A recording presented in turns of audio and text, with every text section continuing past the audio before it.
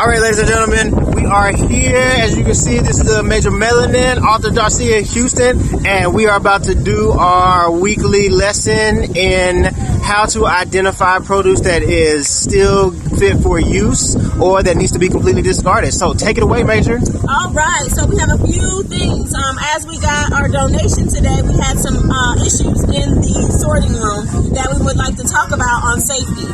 Yes, you see that there's some items that do have mold on them. There's some things wrong, but let's talk about why. So you have some rot right here, but the reason it was like that, as you can see, when they can stand and pressurize, and it's wet, they get moldy. But this is still a firm, good tomato in the name, so I'm not sure about actually throwing it away. So what I'm going to do is I'm going to actually cut this open, and you tell me if I'm wrong or if I'm right. Look at that. It is 100% still perfect on the inside. So, and it has seeds. If this didn't have seeds, I probably wouldn't want it just because it doesn't have seeds. But this has seeds. I can plant this if I want to. But you can see the reason why this was ruined. So it's not a bad tomato. I'm still going to make salsa with this. Now let's talk about tomatoes that you find that are actually split. These are very dangerous to me because I don't know what caused the split. If somebody's fingernail and their nasty germs are actually within this tomato now.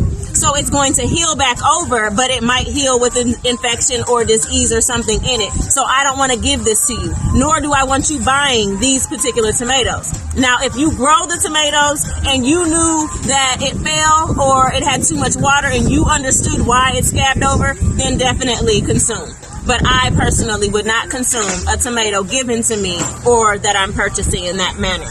Now, this tomato has a little mold only because it was actually pressed against another tomato that actually had mold. So, like your association, bad friends, press yourself against them and you might just be in their situation. But once again, why can't you just peel that off?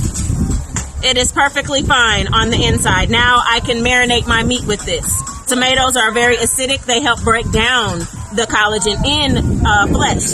So that's why it makes your meat more tender when you cook with it. So here's another one that is actually moldy because. And then we have one that has a soft spot. These are the ones that I am actually, once again, these two are the ones that I'm more worried about. The fact that it's soft, it was probably dropped, but now it's internally damaged.